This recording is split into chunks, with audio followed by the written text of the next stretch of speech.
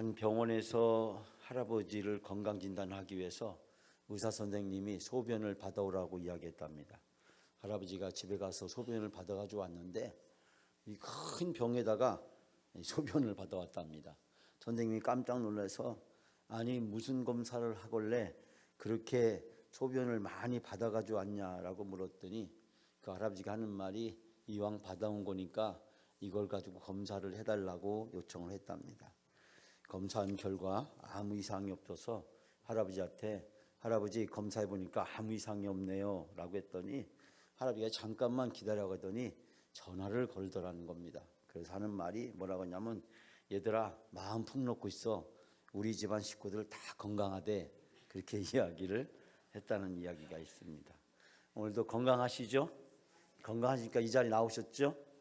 이 자리 나와서 앉아있는 것이 우리에게 큰 은혜고 기쁨인 줄 믿습니다.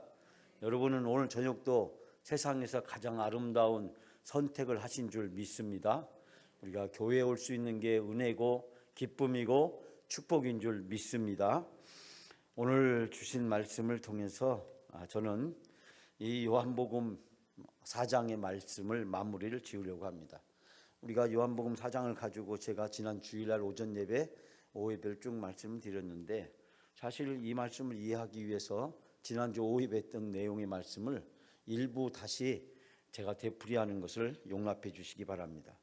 요한복음 3장 16절에 보면 예수님이 이 세상에 오신 목적을 세 가지를 이야기를 하고 있습니다.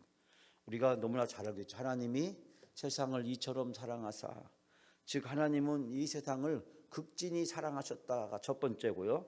두 번째는 독생자를 주셨으니 즉 외아들을 보내주셨다라는 것이 두 번째입니다. 즉 예수 그리스도 그분을 이 세상에 보내주셨다. 세 번째는 이는 그를 믿는 자마다 멸망치 않고 영생을 얻게 하려 하심이라. 그를 믿는 사람은 누구든지 멸망하지 않고 영원한 생명을 얻게 하여 주셨습니다. 여러분, 예수 그리스도가 이 세상에 오신 목적, 하나님이 사랑하셨다는 거예요. 그래서 독생자를 보내주셨고 그 독생자 예수 그리스도를 믿는 사람은 영원한 생명을 얻게 해주셨다. 여러분, 바로 오늘의 말씀은 이 요한복음 3장 16절 말씀을 설명하기 위한 것입니다. 즉 우리가 니고데모의 이야기를 통해서 발견하게 되는 것은, 또 사마리아 여인의 이야기를 통해서 발견하게 되는 것은, 그리고 오늘 본문의 말씀 이 가나에 가셔서 예수님이 하셨던 놀라운 사건도 사실 이 요한복음 3장 16절 말씀과 연관되어 있다는 사실을 발견하게 됩니다. 구원받아야 할 사람은 누구일까요? 요한복음 3장 16절 말씀에 영원한 생명을 얻게 하는 그 대상은 누구일까요? 첫째, 유대인들은 정통 유대인이라고 생각합니다. 유대인이 구원받을 대상이다. 두 번째는 우리가 요한복음을 통해서 발견하게 된 것은 유대인과 이방인 사이에 살고 있는 사마리아인이고, 그리고 오늘 본문에 등장하는 세 번째는 바로 이방인입니다. 여러분, 이 유대인은 누구를 얘기합니까? 바로 니고데모를 얘기합니다. 그는 남쪽 유대 지방에 살고 있었던 유대인이었습니다. 그리고 이 유대인과 이방인 사이에 사는 혼혈인, 그들은 바로 사마리아인이었습니다. 그리고 셋째는 북쪽 갈릴리 지역에 살고 있었던 오늘의 본문에 등장하는 이방인을 이야기하고 있습니다. 유대인의 관점에서 보면 구원은 모든 사람에게 주어진 것이 아닙니다. 오직 하나님에 의해서 선택되고 율법을 지키는 흠없는 유대인만 가능한 것이었습니다. 니고데모는 율법적으로 흠결이 없는, 당연히 구원받을 만한 자격이 있는 완벽한 사람이었습니다. 그러나 그의 마음속에 확신이 없었습니다. 내가 구원받았는지, 내가 하나님의 백성으로 내가 구원받았는지에 대한 확신이 없었기 때문에 그는 한밤중에 예수님을 찾아와서 자기의 그 확신에 대한 응답을 찾기를 원했습니다. 예수님과 함께 대화했지만 그 니고데모는 확신을 얻지 못하고 돌아갑니다. 자기의 선입견과 편견, 율법의 테두리, 갇혀진 자기의 신앙에서 그는 벗어나지 못했기 때문입니다.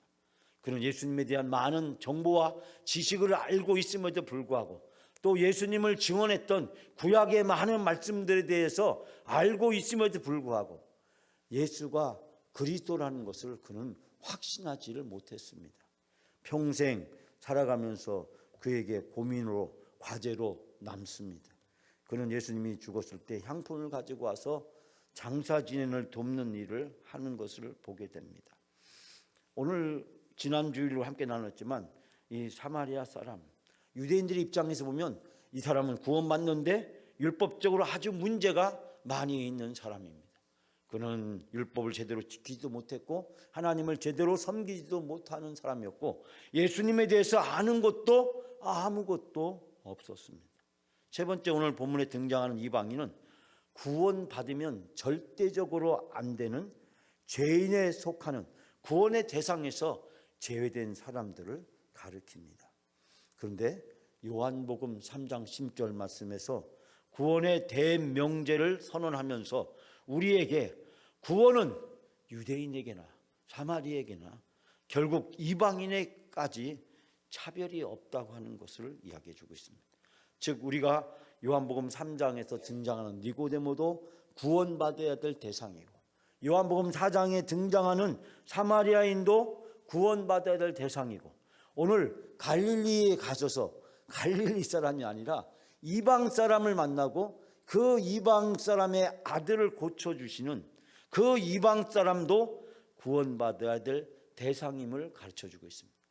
여러분, 남쪽 유대지방에서 그리고 중부 지역인 사마리아 지역을 거쳐서 그리고 북쪽 갈릴리 이르기까지 세 사람을 예수님은 소개를 하고 있습니다.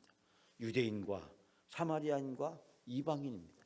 그런데 구원은 바로 모든 사람에게 필요하다는 것을 바로 예수님은 가르쳐주고 있는 것을 보게 됩니다. 제가 지난주에 이 유대 지방의 지역을 여러분에게 설명을 잠깐 드렸는데 이 당시에 이 팔레스타인 지방에는 남쪽 유대와 중부 지역 사마리아와 북부 지역 갈릴리로 나누어져 있었다라고 이야기를 하고 있습니다. 우리는 이미 니고데모와 사마리아 사람에서 같이 지난 주일 말씀을 함께 나누었습니다. 그렇다면 예수님은 오늘 갈릴리에 가셔서 어떤 일이 있었을까요? 저는 오늘 세 가지로 여러분과 은혜를 함께 나누기를 원합니다. 첫 번째는 예수님은 갈릴리 가나에 가셨을 때 환영을 받으셨습니다. 여러분, 우리가 오늘 읽었던 본문의 말씀 중에서 45절 말씀 다 같이 함께 봉독합니다. 갈릴리에 이르심에 갈릴리인들이 그를 영접하니 이는 자기들도 명절에 갔다가 예수님께서 명절 중에 예루살렘에서 하신 모든 일을 보았음이더라. 아멘. 여러분, 갈릴리 가나는 예수님의 고향이 아닙니다. 예수님의 고향은 갈릴리 나사렛이었습니다.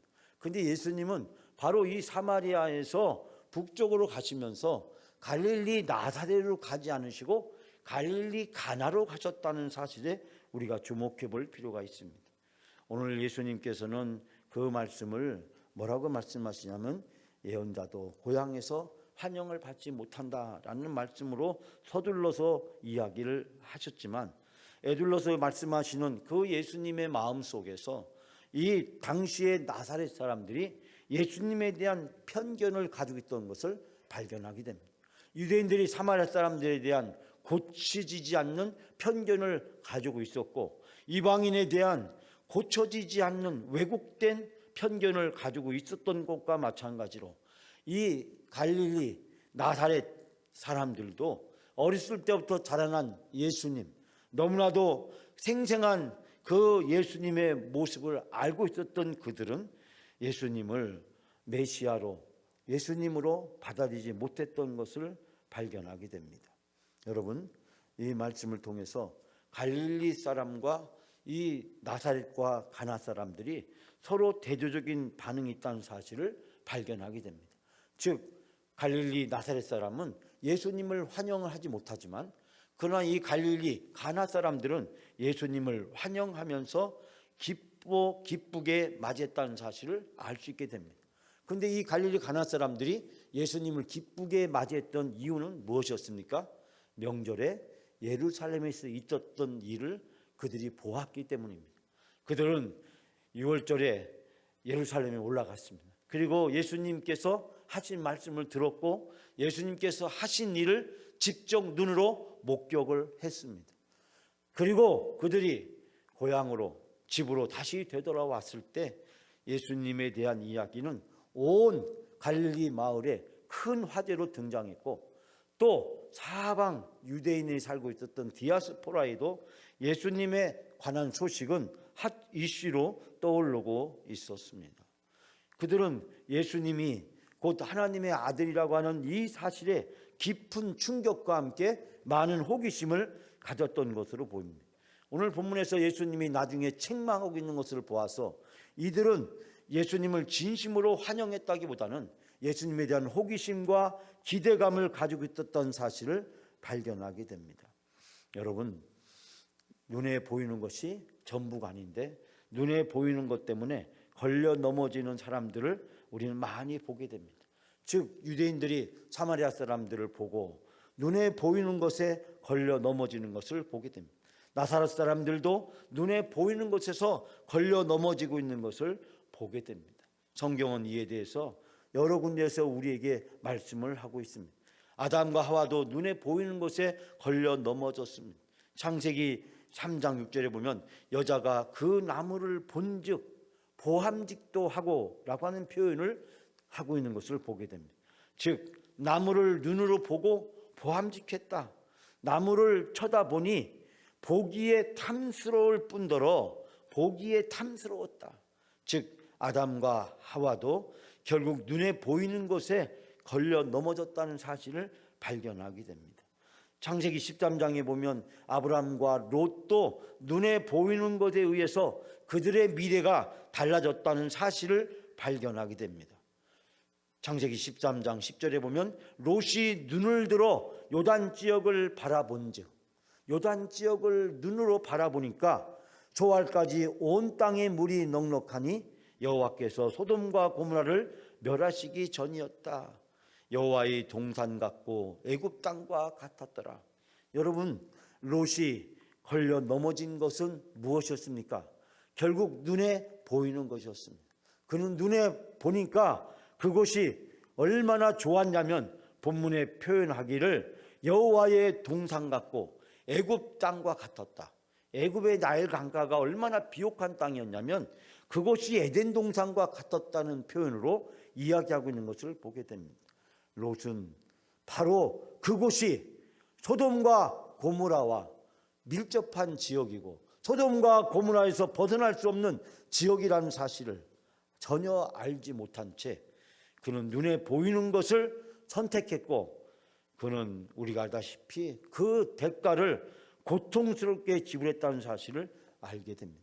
예수님께서도 눈에 보이는 것 때문에 시험을 받으셨습니다.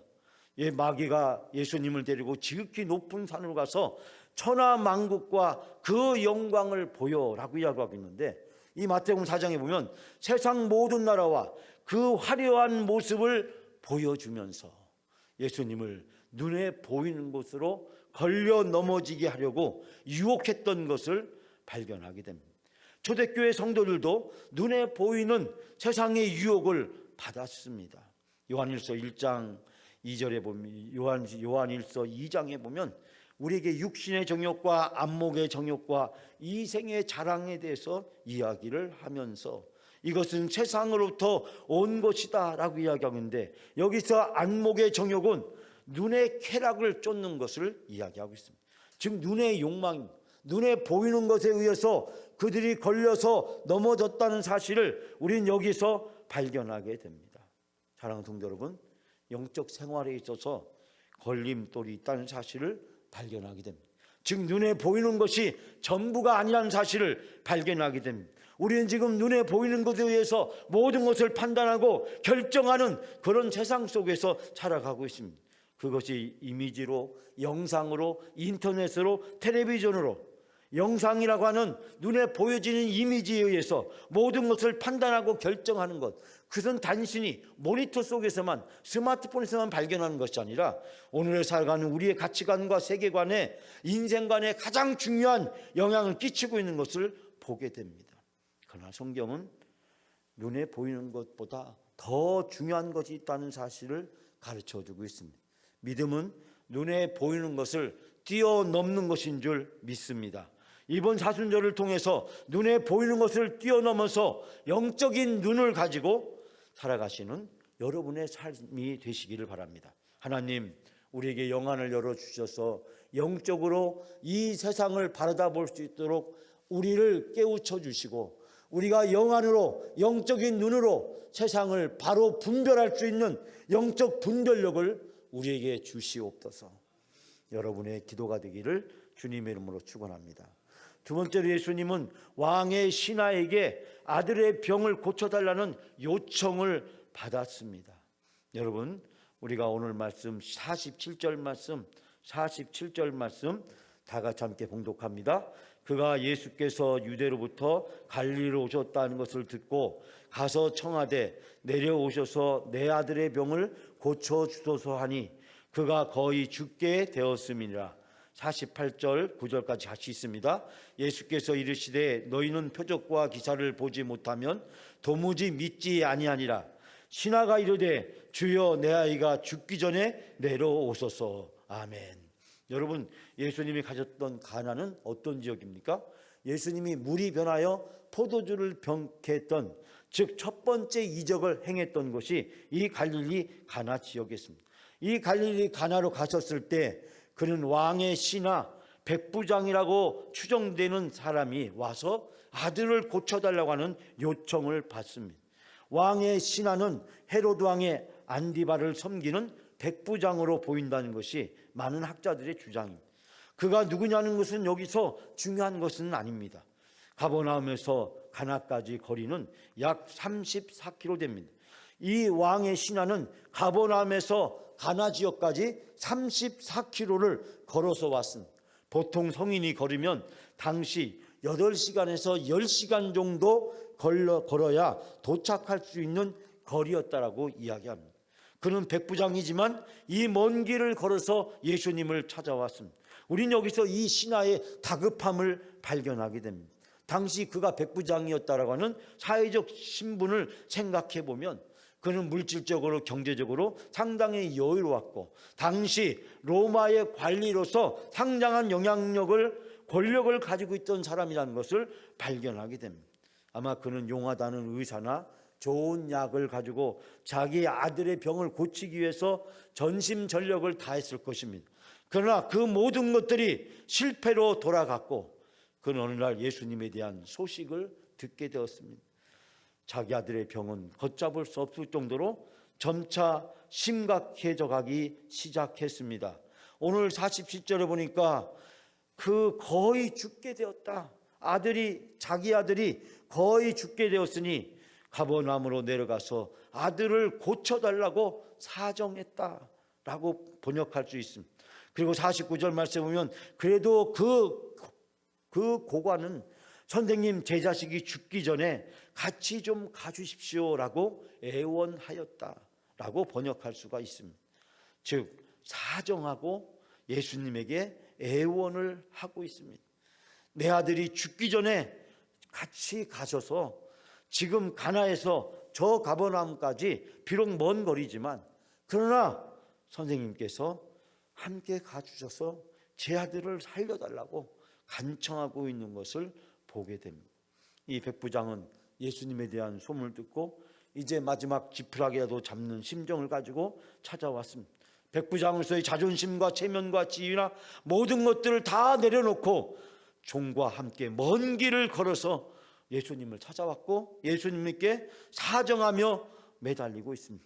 예수님이 책망했지만 책망을 받았지만 포기하지 않고 예수님에게 애원을 하고 있습니다. 사랑하는 여러분, 간절함이 예수님의 마음을 움직였습니다. 예수님의 치유하심을 받은 사람들의 공통적인 특징은 그들이 간절했다는 것입니다. 간절함이 예수님의 마음을 움직이는 줄 믿습니다. 바디메오도 간절했습니다. 삭개오도 간절했습니다. 스로보니아 여인도 간절했습니다. 지붕을 뜯고 달아나는 중풍병자도 간절했습니다. 간절할 때 하늘의 문이 열리고 하나님의 놀라운 능력이 나타난 줄 믿습니다. 하나님께 이번 사순절 새벽 기도를 통해서 간절히 하나님 앞에 기도하는 여러분이 되시기를 바랍니다. 에레미야 33장 3절 말씀, 너는 내게 부르짖으라. 내가 내게 응답하겠고 내가 알지 못하는 크고 은밀한 일을 내게 보이리라. 너는 내게 이야기하라. 너는 내게 기도하라. 너는 나에게 구하라.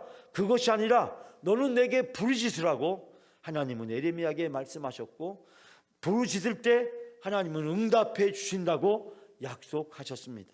사랑하는 여러분, 사순절은 하나님이 우리에게 주시는 은혜의 절기입니다.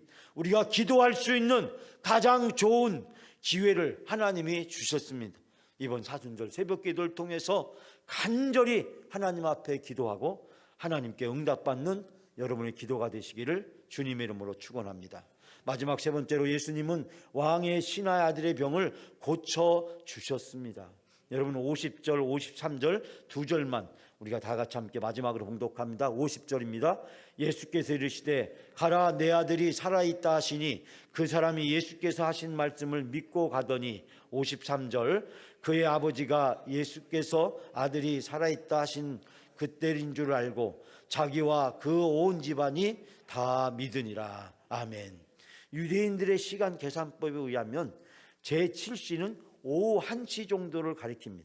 즉 로마식으로 이야기하면 이 오후 1시, 유대인의 오후 1시는 이 7시경이 되는데, 이 가나에서 가버나움까지 제가 34km가 되고 보통 8시간에서 10시간 정도 걸린다라고 이야기를 했습니다. 그는 오후에 예수님을 만났습니다. 아침 일찍 출발해서 그는 가버나움에서 가나로 왔고, 아마 오후 1시쯤 예수님을 만났고 예수님의 말씀을 듣자마자 그는 다시 가나에서 가버나움으로 되돌아가기 시작했습니다. 아침 새벽 일찍부터 무려 이 34km를 걸어서 왔는데, 아들에 대한 예수님의 말씀을 듣자마자 그는 다시 34km를 되돌아서 가버나움으로 가고 있었습니다. 우리는 여기에서 이 유대인들의 시간 계산법을 따른다면 이 왕의 신하가, 이 백부장이 자기 종을 길에서 만난 시간은 저녁 한 7시에서 10시 사이일 것으로 예상이 됩니다. 유대인들은 해가 지면 하루가 지나고 다음 날이 시작됐다고 생각하기 때문에 여기서 종은 이미 해가 졌고 저녁이 되었기 때문에 그 7시에서 10시 사이, 그 가나에서 가버나움으로 가는 그 도상에서 바로 주인이었던 백부장을 만나게 되었고, 자기 아들이 고침을 받았다는 소식을 듣게 됩니다. 그 종으로부터 자세한 이야기를 듣고 나서 그때 비로소 이 백부장은 예수님이 말씀하실 때부터 자기 아들을 예수님이 치유해 주셨다는 사실을 그는 알게 되었습니다. 사랑하는 여러분, 여기서 중요한 것은 이 백부장의 병이, 아들의 병이 고침 받았다는 것이 중요한 것이 아닙니다. 그보다도 더 중요한 것이 있다는 사실을 우리는 발견하게 됩니다. 병을 고치는 것은 일시적인 것입니다. 그러나 더 중요한 것은 이 사건을 통해서 온 가족이 예수님에 대한 믿음을 갖게 되었고 그들은 영원한 생명을 얻게 되었다는 사실입니다. 여러분, 구원은 니고데모에게도 필요하고 사마리아 사람들에게 필요하지만 저 이방인 백부장과 그의 아들과 그의 온 집안 식구들에게도 필요하다는 사실을 우리에게 가르쳐주고 있습니다. 요한복음 4장에서 예수님 말씀하시기를 나의 양식은 나를 보내신 이의 뜻을 행하며 그 일을 온전히 이루는 것이라고 제가 지난 주일 오후에 말씀을 드렸었는데, 나의 양식은 나를 보내신 이분의 뜻을 행하고 그분의 일을 이루는 것이다. 나를 보내신 분의 뜻, 그분의 일을 이루는 것, 이것이 무엇입니까? 모든 사람이 영원한 생명을 얻는 것, 영생을 얻는 것인 줄 믿습니다. 사랑하는 영광 가족 여러분, 예수님이 백부장 아들을 고쳐주신 이유는 무엇일까요? 병든 자의 고통을 궁히 여기신 예수님의 마음을 발견하게 됩니다. 예수님은 고통받는 사람들을 결코 외면하거나 내버려 두지 아니하시고 그들을 불쌍히 여기시고 궁히 여겨 주십니다. 귀신을 내어 쫓고 병을 고쳐 주시고 그리고 굶주린 자에게 오병이어를 통해서 먹을 것을 주시는 예수님이기도 합니다. 그러나 예수님은 그 모든 것을 통해서 예수님이 진정으로 바라고 기대하는 것은 바로 모든 사람이 영원한 생명을 얻는 것, 구원을 얻는 것인 줄 믿습니다. 예수님은 이 일을 위해서 이 세상에 오셨습니다. 눈에 보이는 것을 넘어서 하나님의 구원을 이루어가는 일을 위해서 예수님은 이 세상에 오셨고, 예수님은 그것을 위해서 바로 십자가에서 우리를 위하여 죽으시기까지 우리를 사랑해 주셨습니다. 사랑하는 여러분, 이번 사순절에 눈에 보이는 것을 넘어서서 참된 믿음을 갖고 살아가는 여러분의 삶이 되시기 바랍니다. 우리가 눈에 보이는 것 때문에 눈에 보이지 않는 영원한 것을 잃어버리는 어리석은 사람이 아니라 눈에 보이는 것을 뛰어넘어서 영원한 것을 주시는 그 하나님의 놀라운 사랑을 깨닫고 하나님의 뜻을 우리의 삶에서 이루어가는 여러분의 삶이 다 되시기를 주님의 이름으로 축원합니다.